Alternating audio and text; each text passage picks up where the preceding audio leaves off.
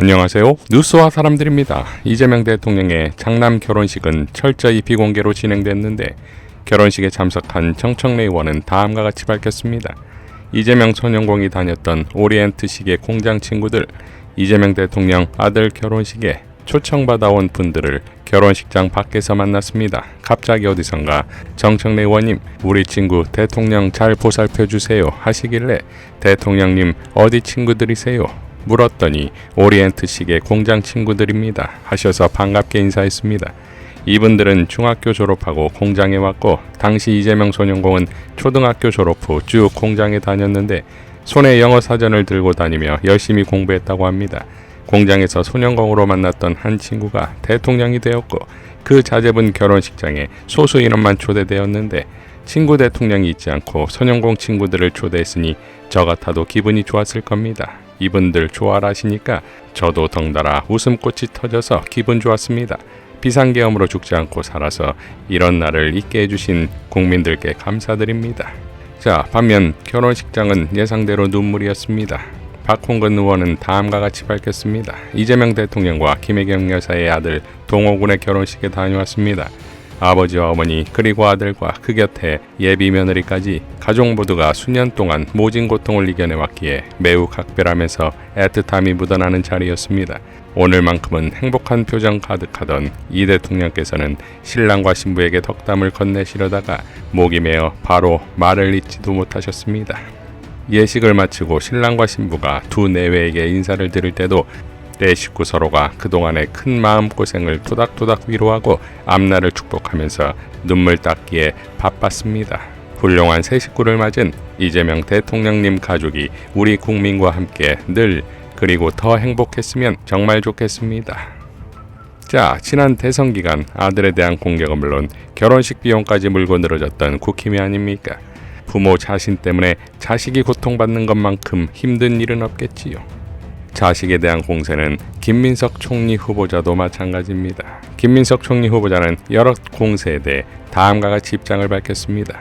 인사청문 관련 몇 가지 질문에 답변 드립니다. 우선 과거 정치자금법 위반에 대해 송구하다는 말씀을 드립니다.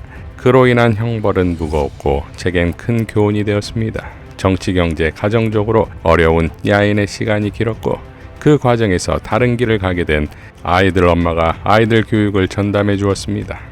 제 아들은 보도된 표절 예방 관련 입법 활동을 대학 진학 원서에 활용한 바가 없습니다. 해당 활동은 입학 원서에는 사용하지 않는 게 좋겠다는 제 권유에 따른 것이었습니다. 저는 동료 의원이 대표 발의한 동 표절 예방 관련 입법에 공동 발의했습니다. 필요한 법이라 생각했기 때문입니다.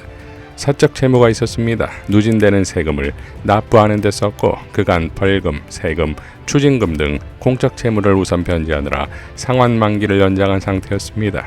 대출을 받아 전액 상환했습니다. 정치자금법 위반 관련 벌금, 세금, 추징금은 장기에 걸쳐 모두 완납했습니다. 해당 사건의 배경과 내용에 대해서는 곧 상세히 설명드리겠습니다. 제 정치자금법 위반 사건은 표적 사정의 성격이 농후한 사건입니다. 당의 공천에서도 그러한 점이 감안되었습니다. 검찰 등 모든 관련자를 증인으로 불러도 무방하다는 입장입니다. 그 외에 다른 사안들이 제기되면 다시 성실히 설명드리겠습니다. 자, 김민석 후보는 자신의 정치자금을 수사한 검사를 청문회에 불러도 좋다고 했는데 그중 한 검사가 바로 현재 윤석열의 변호인 윤곽근입니다. 작년 1월 오마이TV에 출연했던 김민석 의원은 자신의 과거 정치 행보에 대해 이렇게 설명했습니다. 이해창 직권을 막기 위해서 탈당을 해서 후보단을 이루고 당에 돌아오겠습니다. 이렇게 하고. 그리고 그냥 깔끔하게 당기필망으로 탈당했어요. 그리고 후보단이라 작업을 했어요. 후보단이라 아무도 안 될 거라고 했는데 결국 됐어요. 그래서 그때 언론에서는 역시 김민석이다 이런 얘기도 나왔는데 해피했죠. 아무도 생각 못했던 지지철의 파동이 대선 전날 나왔잖아요. 경악했죠. 투표 날 투표하고 잠들었어요. 끝났다고 생각했어요. 근데 이겼죠. 깨보니까 이겼더라고요. 야, 그 결과를 보고요. 펑펑 울었어요. 근데 그때 이미 저는 아무데도 속할 곳 없는 오리알이에요. 그렇죠. 그날부터 저는 그냥 길을 걸어 다닐 수 없는 사람이었어요. 그러나 그때부터 18년, 20년을 제가 꿇었잖아요. 예, 그렇죠. 제가 느낀 게 있습니다. 첫째, 정치공학보다 중요한 것은 하늘의 뜻이고 그게 국민의 뜻이다. 이걸 너무 절절히 느낀 거예요. 제가 뭘 잘못했을까를 계속 고민해봤어요. 지난 18년. 제 근본 잘못은 국민을 못 믿은 거예요. 그게 제 첫 번째 깨달음이었습니다. 제가 그 이후에 2번 검찰 특수부한테 당했는데 참 말할 수 없이 당했거든요. 근데 자서전이 나왔는데 나중에 보니까 노 대통령께서 그때 선택은 김민석이 이회창 직권을 막기 위한 합리적 선택이고 충정이었는데 김민석은 굉장히 어렵게 됐다 이렇게 해서 너무 고맙더라고요. 그게 아무리 그래도 사람이 감정이 남을 수 있잖아요. 맞습니다. 난 너무 고마웠고 돌아가셨을 때 너무 힘들었고 그런 게 있어요.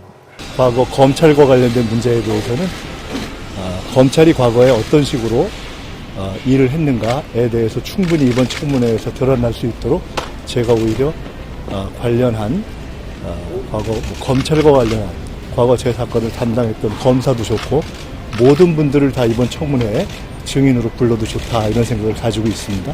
윤갑근을 비롯한 당시 검사들은 자신의 수사를 공개적으로 떳떳하게 밝힐 수 있다면 청문회에 출석하겠지요.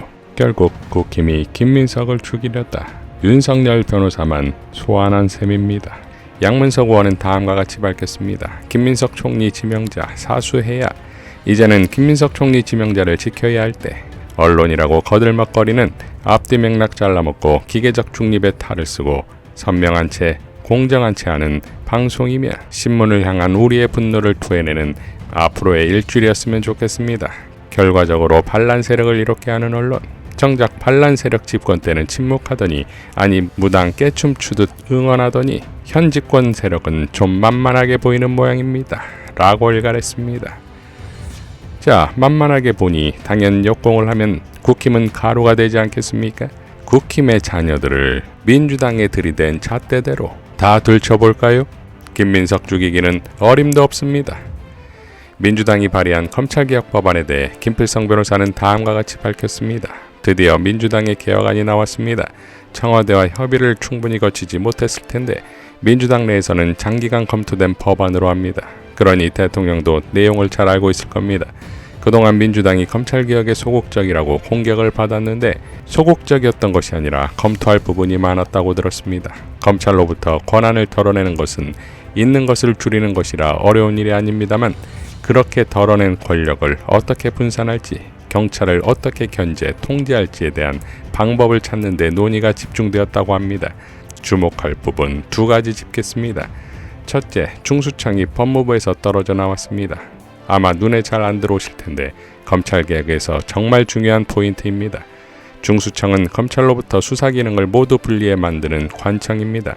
따라서 신설되는 공소청과 중수청을 합치면 지금 검찰이 됩니다. 그런데 그동안 제출되었던 검찰개혁안들은 모두 중수청을 법무부에 두는 것으로 되어 있습니다. 문제는 법무부 자체가 검찰의 역량에서 자유로울 수 없다는 것입니다. 거의 모든 법무부 장관은 검찰 출신이고 심지어 법무부 차관은 검찰총장의 아래 직급이었습니다. 이런 상황에서 중수청을 법무부 산하에 둔다면 분리하는 것이 무슨 의미가 있을까요? 멀리 갈 것도 없이 한동훈이 장관으로 있었던 시절을 생각하시면 됩니다. 중수청은 검찰청의 하부기관으로 전락할 수밖에 없습니다. 만약 다시 국힘 계열 정부가 들어서면 개혁은 원점으로 돌아갑니다. 힘들어 조직을 분리하는 방식으로 개혁을 한다면 누가 정권을 잡아도 상황이 달라질 수 없도록 만들어야 합니다. 그러기 위해서는 중수청을 법무부에서 독립시켜 검찰이 다시는 영향을 미칠 수 없도록 만들어야 합니다. 둘째, 국가수사위원회가 만들어집니다. 이제 수사권을 사실상 독점하는 경찰을 견제할 조직이 필요합니다. 그런데 지금 경찰은 행안부 산하에 있는 기관입니다. 수직적 명령 구조상 대통령 등에게 종속될 수밖에 없고 권한도 이제 매우 비대해졌습니다. 경찰이 또 다른 검찰이 될 위험은 얼마든지 있습니다. 이미 우리는 지난 정권에서 그런 가능성을 확인했습니다. 그래서 사법경찰권을 통제할 수 있는 별도의 위원회 조직을 만들기로 한 겁니다. 경찰의 중요 수사는 국가수사본부, 중대범죄수사청으로 나뉘고 행안부는 경찰의 행정경찰권, 인사, 예산 등을 국가수사위원회는 사법경찰권을 통제합니다. 경찰권은 행안부 경찰 조직만이 아니라 특별사법경찰관의 형태로 여러 행정부서에 흩어져 존재하는데 이를 포함해 전반적인 사법경찰권 행사에 대한 조정, 감독, 감찰 등을 위원회 조직에서 담당합니다. 위원회 조직은 그 특성상 독립적 성격이 강할 수밖에 없어 지난 정권에서 저지른 것처럼 권력자가 경찰권을 수직적으로 통제하는 것은 불가능해집니다. 또한 경찰은 행안부, 국가경찰위원회, 국가수사위원회의 감독과 감찰을 받기 때문에 마음대로 전행할 수도 어느 한 조직과 결탁하는 방식으로 권한을 남용할 수도 없게 됩니다.